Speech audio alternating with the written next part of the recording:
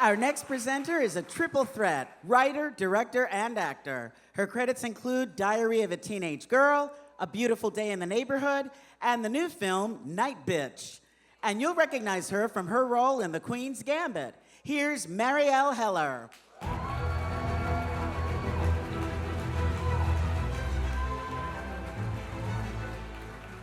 Thank you. Scott Frank is one of my favorite people to fight with. I first met Scott at the Sundance Labs in 2012. I was a wannabe filmmaker trying to make my first movie. Arriving at the labs, I felt so much like an imposter. I was so out of my depths. I mean, I'd gone to theater school, I'd never made a movie. Despite the fact that I actually was an imposter, Scott, who was the artistic director of the labs, made me feel like I was a peer. I was just another writer working it out.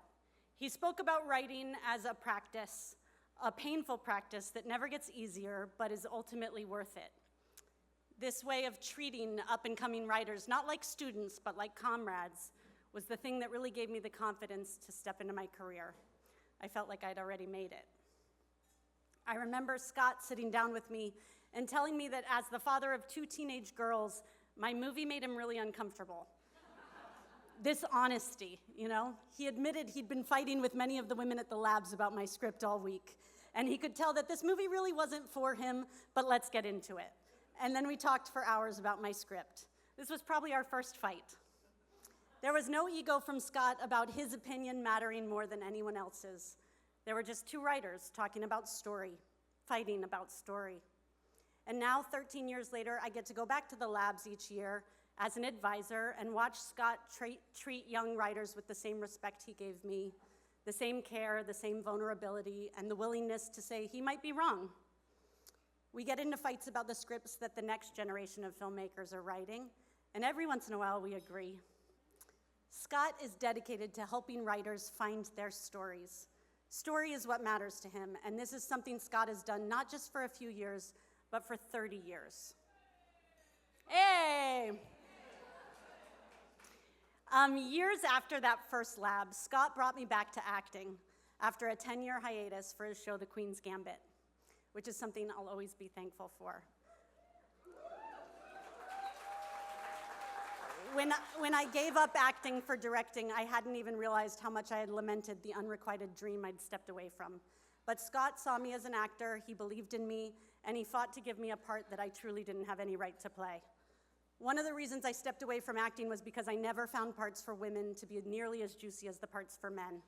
But Scott wrote such a wonderful, sad, complicated woman for me to play, and every line that he wrote was a joy to sink my teeth into. If I had had parts like that, I never would have given up acting. And even though I was out of my depths again, Scott somehow made me feel like I belonged on that set. He made me feel like a non-imposter. When Scott asked me to give him this award, I immediately responded, yes, but only if I get to roast you. And yet, so far, all I've said is a bunch of nice crap about the guy. Every time I talk to Scott, I get exhausted hearing about all of his projects. He is really prolific. He's working like he's running out of time. And let's be honest, he drinks like a fish. He eats like shit. He's got the anxiety of a hamster. I mean, he's definitely not gonna live that long.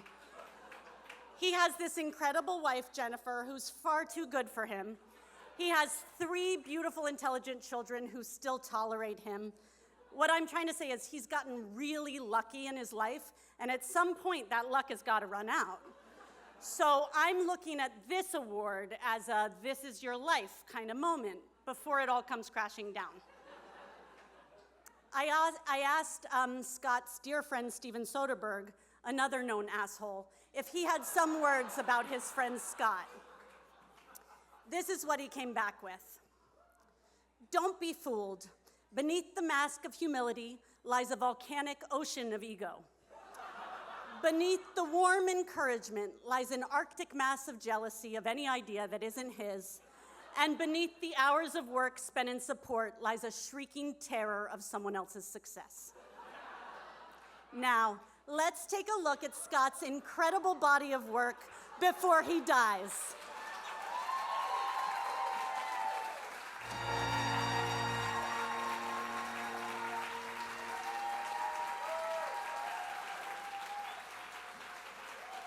join me in welcoming to the stage Scott Frank.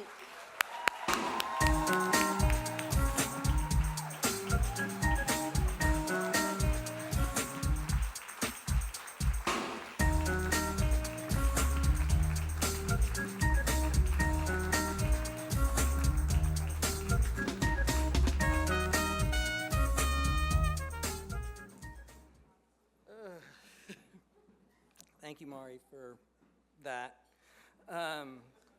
Great introduction. And thank you to the Guild for letting me know that in such a nice way that my career's over. While I had naively thought that I'd still been doing decent work, I know now that I was simply winding down, tying up loose ends, as it were, and so tonight I've been given the rare opportunity to accept a posthumous award in person. Give the eulogy at my own funeral. I'm not sure, though, that as one does at these things, that I'm really prepared to share much in the way of reflection or hindsight. Looking back, all I can really find in terms of any kind of meaning or deeper theme or anything is what a big deal producer once said to me, that my career was a lesson in answering questions that nobody was asking.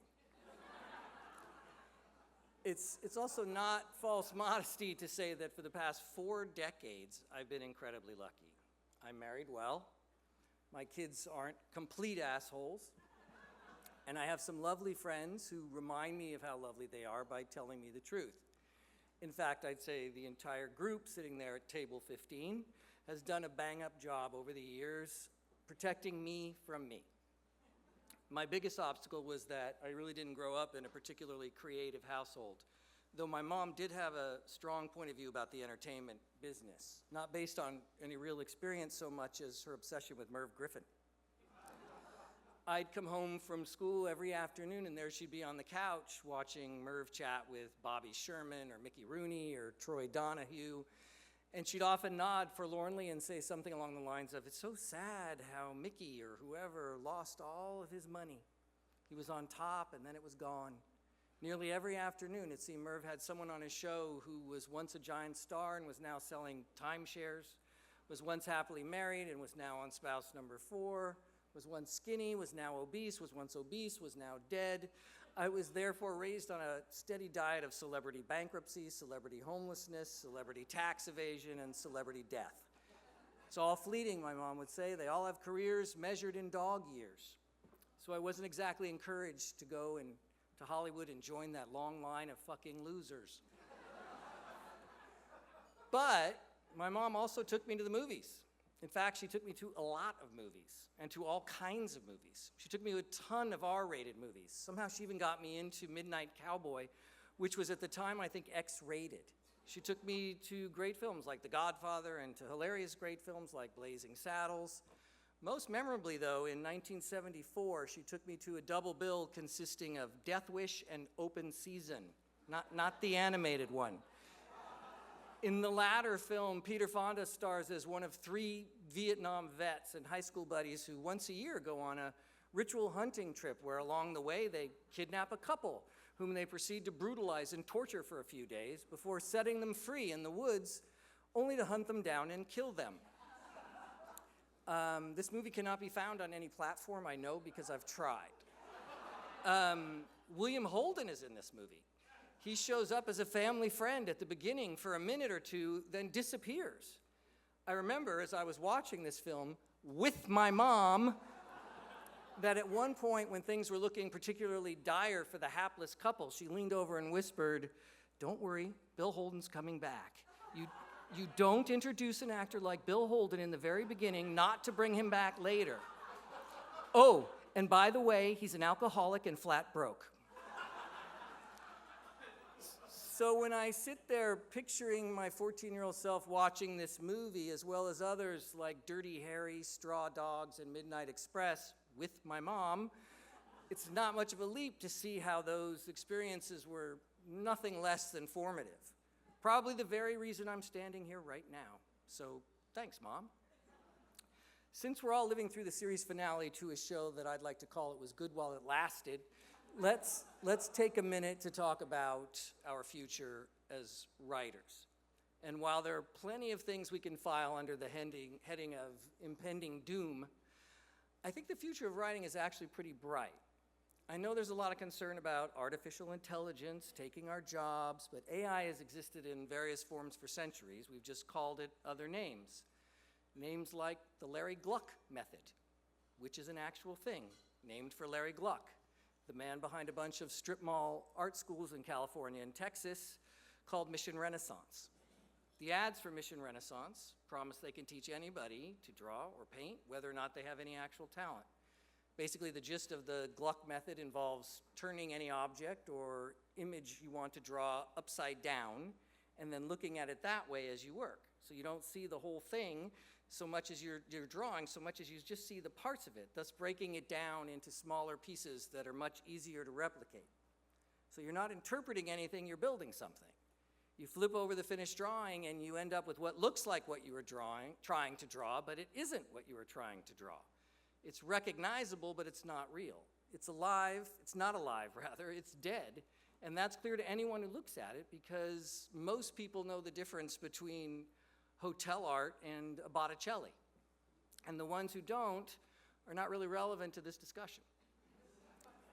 And no trick or technology can replicate the feeling we get when we're enthralled to a story. When we're so immersed in something, we stop folding our laundry or playing solitaire on our phones and pay attention. We're really competing with those kinds of stories, aren't we?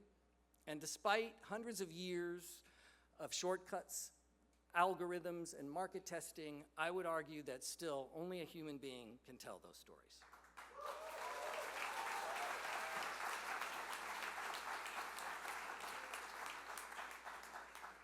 Look, it is no secret that we writers bruise easily like fucking bananas. But that pain's the gift we process and somehow turn into jokes or stories or lately, the news. We feel everything twice as much.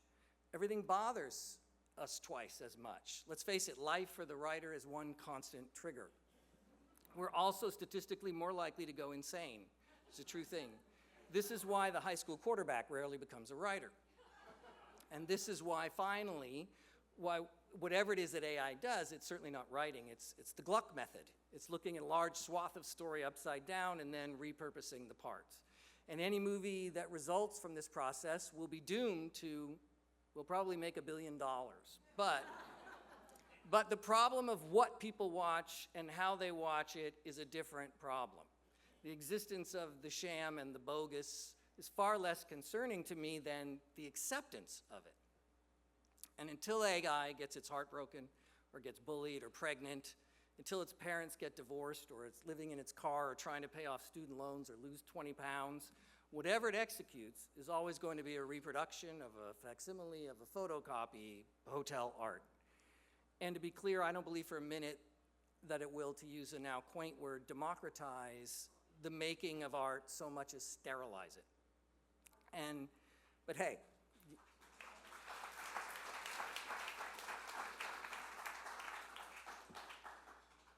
seeing as this honor signifies the end of my career, it's not really my problem, is it? I gotta wrap it up, so let me just say a quick word about New York and the guild in the East versus that one in the West. I know we're basically all the same guild, but using Animal House as a metaphor, as it is to all aspects of life, and by the way, another movie I saw one afternoon with my mom, and her mom, if we take Animal House and think about the entire guild as Faber College, then I'd say we're Delta House here in the East to their Omegas out West. We're leaner, meaner, and a hell of a lot more fun. And I just feel better here, and it's not just the open bars at the membership meetings. It's the way the sheer variety of writers here creates a different energy, an energy that when combined with the energy of this city makes a person feel young. And the work I've done in the 10 years since moving here has been among the most satisfying of my career. So if by giving me this lovely honor, you're trying to tell me that I'm now at the end of my run, then I would say to you that the moment I switched from the West to the East was the moment I was born.